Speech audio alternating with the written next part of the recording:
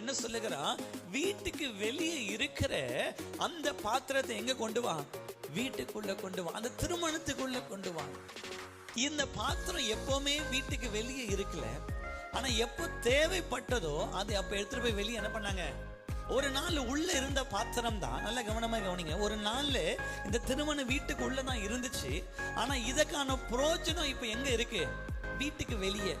உள்ள பயன்படுத்த வேற பாத்திரம் இருக்கிறபடினால இது எங்க பிரயோஜனப்படுமோ அதனால எந்திரிப்ப எங்க வச்சுட்டாங்க. அப்ப ஆனால் அந்த பாத்திரத்தை கத்த திரும்ப எங்க கொண்டு வருகிறார், வீட்டுக்குள்ள கொண்டு வருகிறார். ஆமென் சொல்லுவோமா? அப்ப பிரயோஜனம் இல்லை என்று வெளியே வைக்கப்பட்டதை கத்தர் உபயோகம் உள்ள பாத்திரமாய் மாற்ற அவர் உண்மை உள்ளவராய் இருக்கிறார். ஆமென் சொல்லுங்களேன். ஹல்லேலூயா.